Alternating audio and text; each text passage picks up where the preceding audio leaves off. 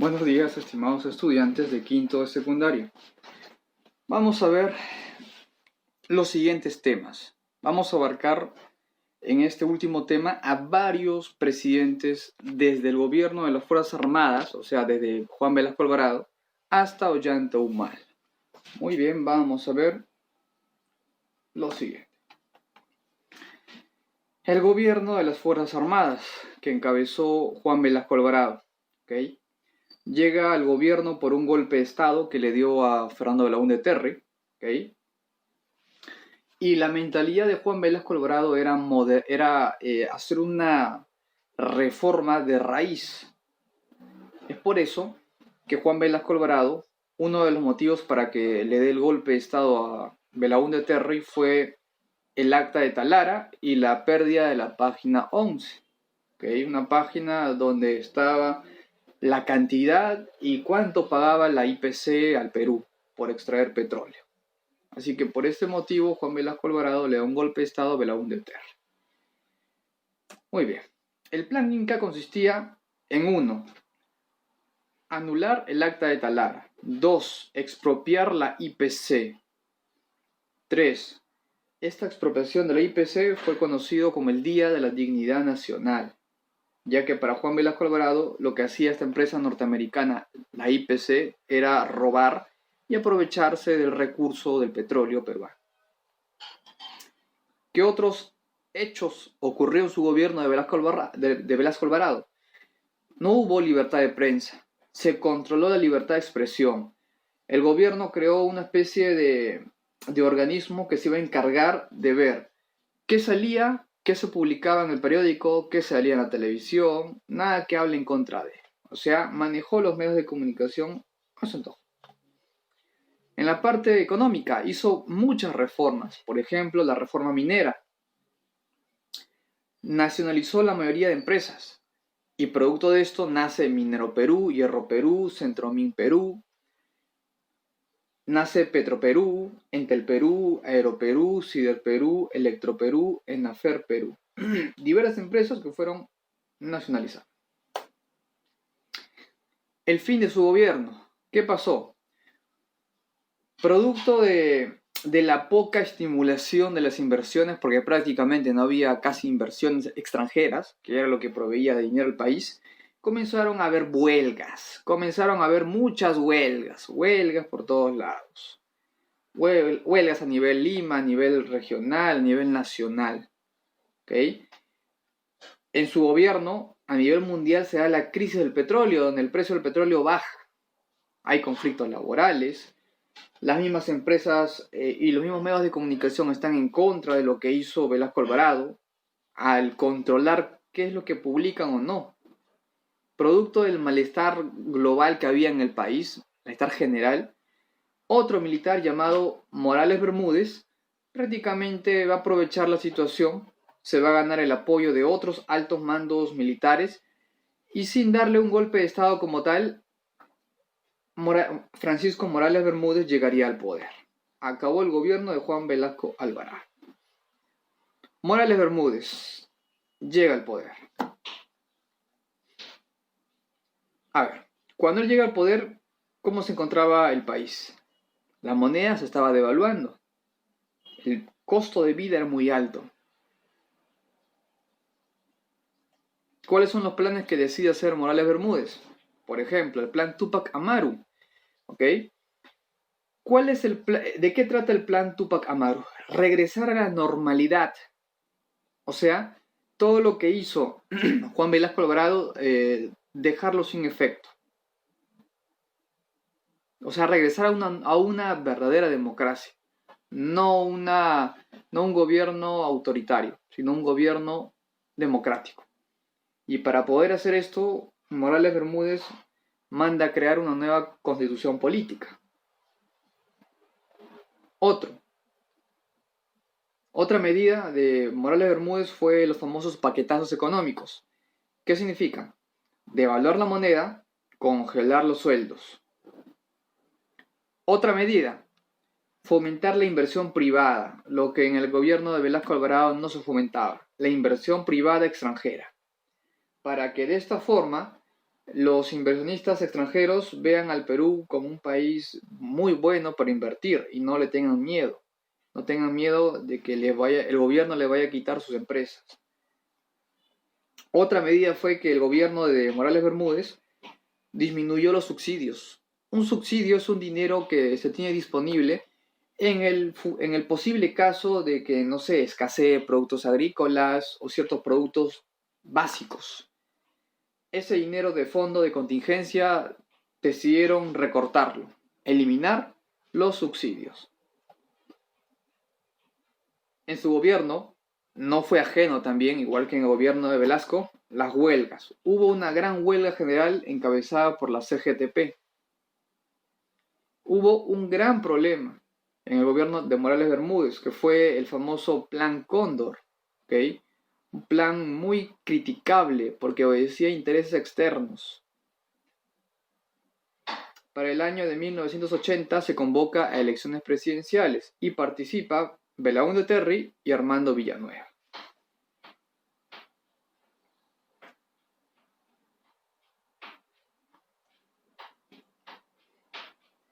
De esta elección sale vencedor Belaúnde Terry. No olvidemos que Belaúnde Terry ya había gobernado en un primer momento. Este vendría a ser el segundo gobierno de Belaúnde Terry, del 80 al 85. En lo que es economía, en su gobierno, la crisis económica no disminuye, sino aumenta. La devaluación de la moneda sigue devaluándose. Hay protestas, hay huelgas, ¿ok? Pero la parte positiva es que se retorna a la democracia. Se trata de luchar contra Sendero Luminoso y el MRTA, que son grupos terroristas. Y también se trata de dar solución al conflicto con Ecuador. Su gobierno no fue perfecto, pero algo que lo caracteriza es su espíritu democrático. No es nada autoritario. Eso no deja de que no existan problemas, también hay problemas. En lo que es obras, ¿qué hizo? El famoso plan de vivienda, crear un conjunto habitacional en las torres de Limatambo. Otro, devolución, o sea, devolver los medios de comunicación a los verdaderos dueños, a los antiguos dueños que en el caso de Velasco Alvarado fueron arrebatados. Se mandó construir la represa Gallito Ciego. ¿Okay? En pleno gobierno de Belaúnde Terry, el Perú decide apoyar a Argentina. ¿Por qué? Por el problema de las Malvinas, por el cual Inglaterra reclamaba las Malvinas como suyo, mientras que Argentina decía que no, que las Malvinas le pertenecen a Argentina. El Perú ayudó a los argentinos en plena guerra. A pesar que lo perdieron, el Perú demostró su apoyo. Hay elecciones presidenciales, ¿ok? Tenemos, por ejemplo, Alan García, APRA, Alfonso Barrantes, Luis Bedoya, Roger Cáceres, Francisco Morales Bermúdez, entre otros.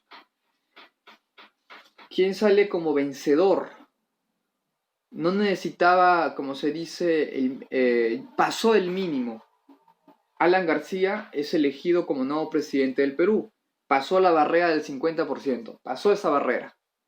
Así que es elegido como nuevo presidente. Cuando él fue presidente, él aplicó una política heterodoxa. Una política nueva, una política que no se usaba comúnmente en el mundo. El mensaje de Alan García fue un mensaje populista, no fue un mensaje que te ofreciera seguridad, sino que te proponía cosas nuevas, pero mucho de lo que proponía no se iba a cumplir. Alan García ofrece un mensaje demagógico, ¿ok? En vez que la economía se rija por sí sola, el Estado controló la economía. Como estábamos en plena crisis, el país no estaba pasando por un buen momento, Alan García tuvo la idea de congelar la deuda externa. O sea, de la deuda externa solo se pagó una pequeña parte y lo demás no se pagó, porque según lo que decía García era que el Perú no se encuentra en condiciones para pagar esto, que tiene otro tipo de obligaciones más importantes. que la deuda externa se podía pagar después, y eso no va a ser bueno para el país. Producto de que Alan García no quería pagar las cuotas que le correspondía por la deuda externa, el FMI declara al Perú como país inelegible. ¿Qué significa? Que el Perú, como no paga sus deudas, como es un mal pagador, el Perú no va a recibir futuros préstamos. Se le cerró todos los préstamos, todos los créditos al Perú. Ya no podía prestarse de nadie más. Esto hizo que la inversión extranjera se asuste y se vaya. No, que no quiere invertir en el Perú porque veían un país inestable, un país con su moneda devaluada, un país que está en una inflación, un país que el FMI no le quiere prestar dinero. Por lo tanto, voy a perder dinero, mejor me voy o mejor no sigo invirtiendo. Así que Perú es considerado un país de riesgo crediticio, que es mal pagador, no devuelve. Alan García, producto de la inflación que había en el país, decide aumentar el sueldo a los empleados y también sube el sueldo mínimo. ¿Por qué lo hace? Porque la moneda se estaba devaluando. ¿Qué significa? Que el billete, que la moneda pierde su valor. Puede perder un 50% del valor, un 35%, un 60%. No es que los empleados ganen más, es que la moneda ya no vale menos. Por lo tanto, Alan García se ve impulsado a aumentarle el sueldo. Porque si no le aumenta el sueldo, como la moneda ya se está devaluando, prácticamente no le va a alcanzar para comer. ¿Aumenta el poder adquisitivo de los trabajadores? Sí, pero no es que aumente el poder adquisitivo, es que la moneda se está devaluando, pierde su valor y tengo que aumentar el sueldo para que trate de compensar.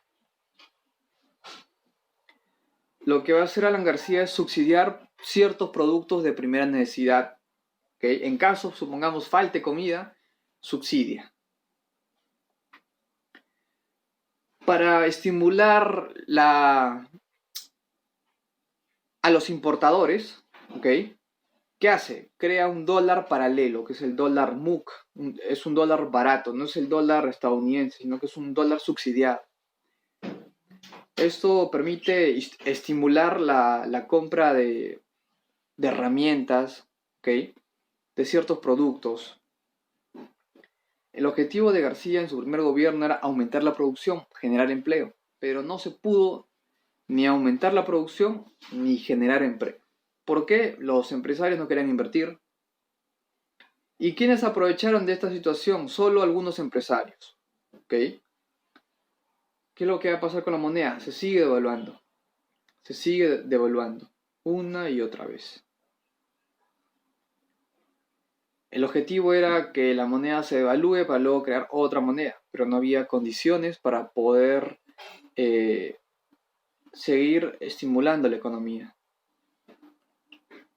Producto de esto se produjo un gran malestar social. La gente tenía que hacer cola para comprar productos de primera necesidad. Segundo, hubieron grandes huelgas, hubo escasez de alimento, hubo terrorismo, no nos olvidemos de Sendero Luminoso y el MRTA. Pero muchas colas para comprar azúcar, pan, leche, querosene. Aparece un grupo paramilitar llamado Rodrigo Franco. Este grupo paramilitar se encargó de realizar asesinatos, ¿ok? Pero no mezclando a las Fuerzas Armadas peruanas, sino es un grupo alterno a las Fuerzas Armadas. Pero según las investigaciones se descubrió de que este grupo paramilitar, Rodrigo Franco, tenía vínculos con el gobierno. O sea, el gobierno había enviado a este grupo para que matara a sospechosos de terrorismo.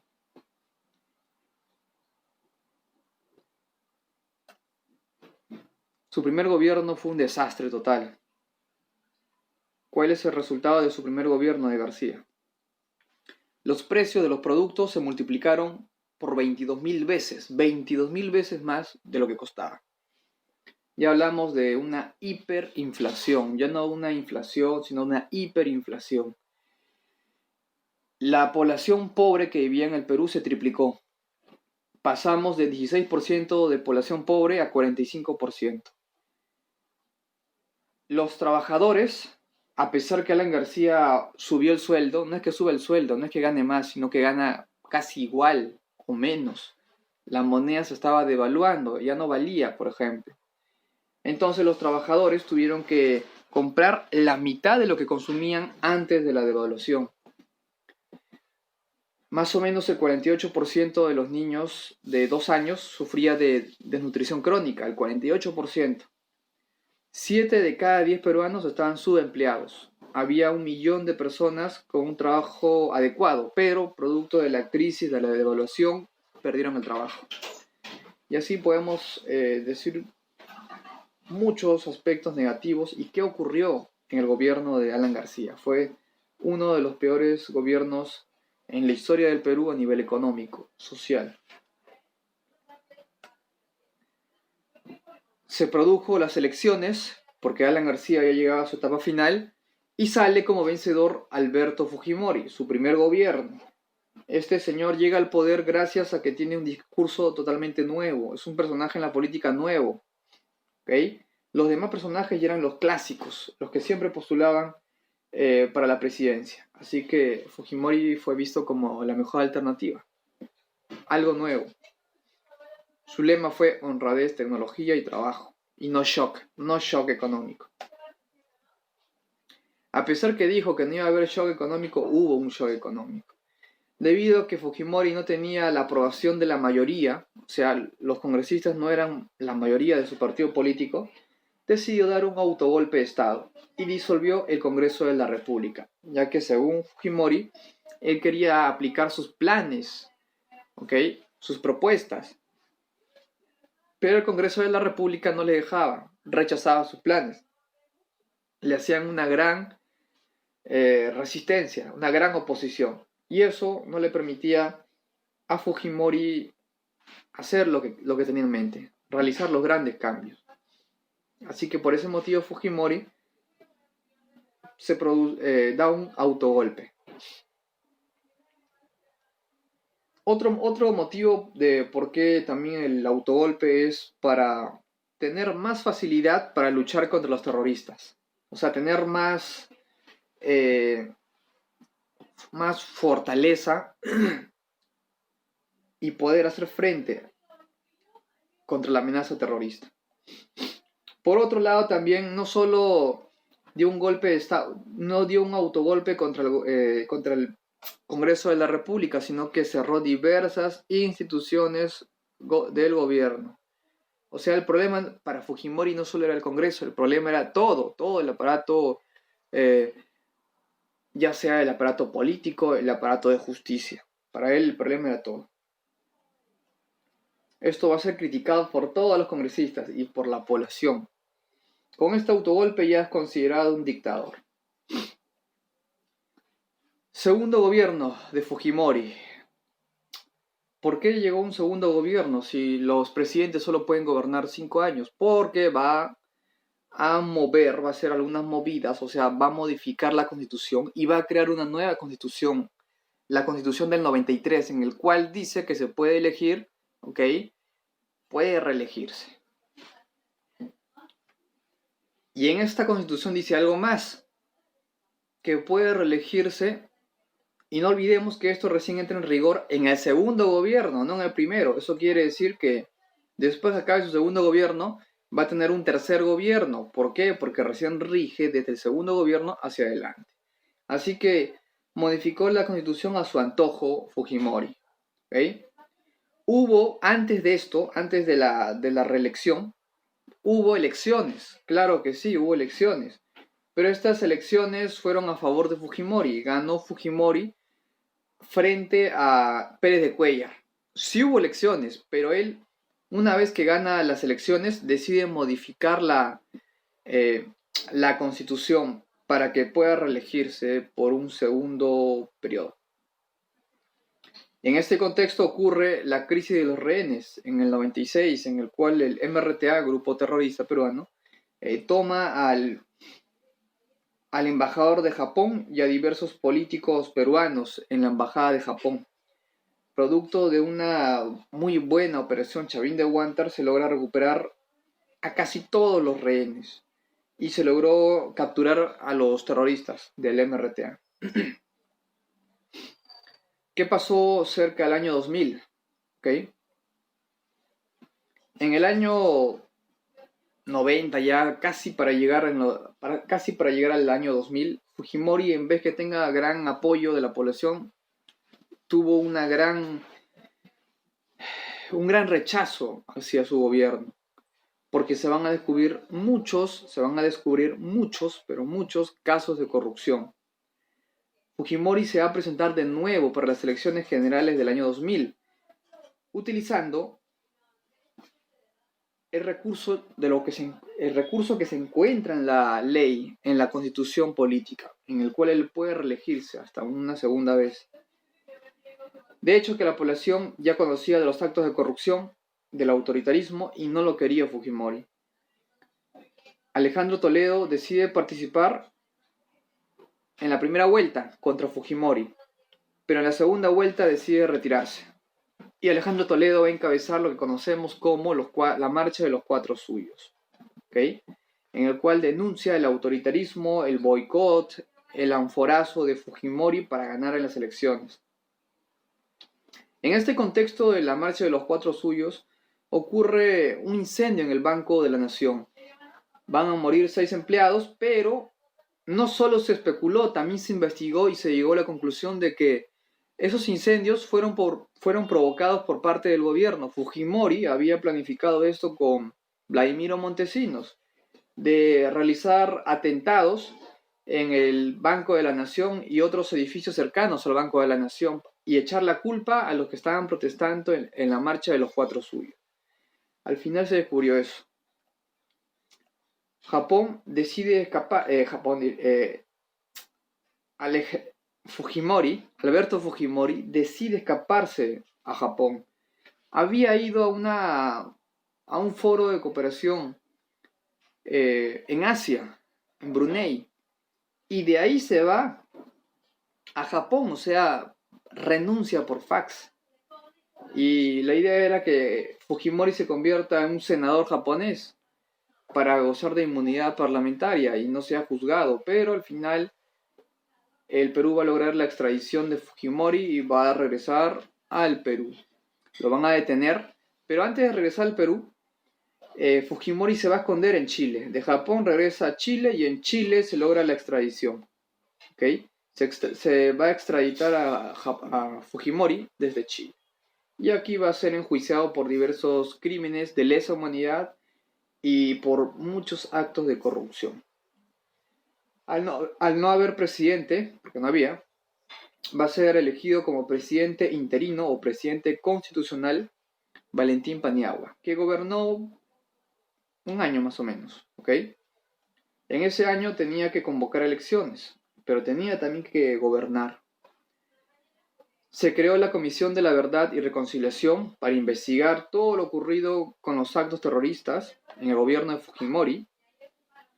Se indultó a varios presos políticos en el gobierno de Alberto Fujimori, que lo había condenado simplemente por ser oposición al gobierno de Fujimori. Y para el año 2001, el 3 de abril, se convoca elecciones.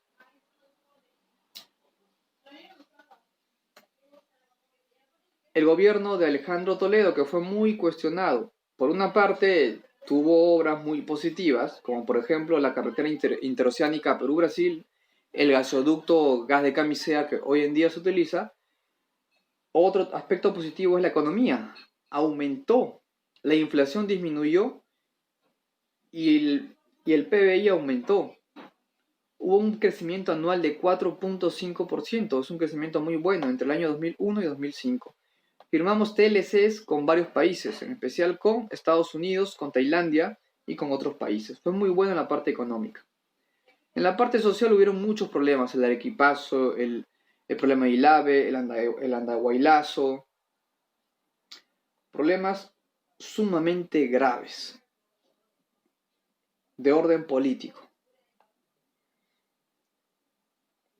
Luego se convoca elecciones en el gobierno, ya en la parte final del gobierno de Toledo, Y sale como vencedor Alan García Pérez, a pesar de que en su primer gobierno fue un desastre total. En este segundo gobierno aparentemente se veía un Alan García renovado, con experiencia, que había aprendido de los errores. En la parte económica fue muy buena, a pesar que se pensaba lo contrario. En la parte económica el PBI aumentó casi el 8%, es un PBI muy alto, ¿okay? Muy alto. Alan García va a estimular las inversiones extranjeras y eso es muy bueno para las empresas, sobre todo para las empresas chilenas. Va a darle vigencia al TLC Perú-Estados Unidos, va a reforzar ese TLC. Va a prometer mucho y no va a lograr tampoco todo lo que prometía.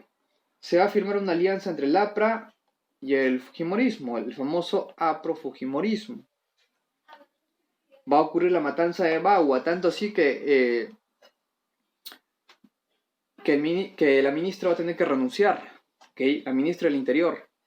Se produce el proyecto Tía María. La población estaba totalmente en contra por la contaminación que producía esta minera, este proyecto, pero a pesar de eso hubo asesinatos por parte de la población indígena, hubo asesinatos hacia los policías, un caos total. No tuvo tino para llegar a un punto en común a favor de la población.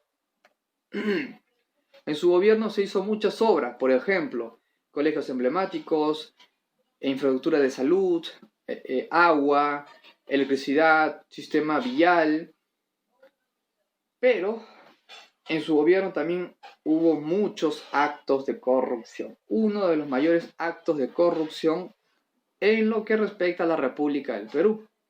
¿Okay? En su gobierno también se van a dar los famosos elefantes blancos. Un elefante blanco es una construcción que aparentemente se ve bien porque es nueva, pero va a pasar unos cuantos años, unos pocos años, y se va a comenzar a resquebrajar.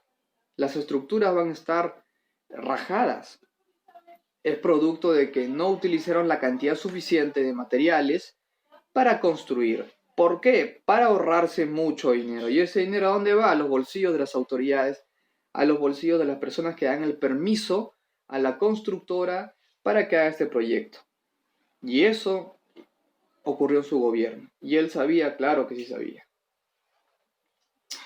Y por último, el gobierno de Ollantumala, un gobierno muy controversial, comenzando por su esposa, que se metía en problemas o asuntos políticos que no le correspondían. O sea, la esposa de Ollanta, Nadine Heredia, va a ser acusada también por diversos delitos. Por ejemplo, usurpar puestos, por estar envuelta en el caso de Odebrecht, por el problema de las agendas, ¿ok? Y por inmiscuirse en la política, en decisiones que le correspondía al presidente. En el gobierno de Ollanta, lo positivo es, por ejemplo, supuestamente la lucha contra la corrupción. En la parte económica va a continuar lo que hizo Alan García. No se va a ir para el lado extremo, como muchas personas pensaban que iba a ser. A pesar que hubo una recesión mundial, el Perú tenía como una especie de paraguas, porque no nos afectaba mucho. Seguíamos con las exportaciones, seguíamos creciendo, no tanto como esperábamos, pero seguíamos creciendo. Pero la parte negativa es los actos de corrupción en el que se involucra a Ollanta Humala y a su esposa. Muy bien, nos vemos en una siguiente clase. Chao, cuídense.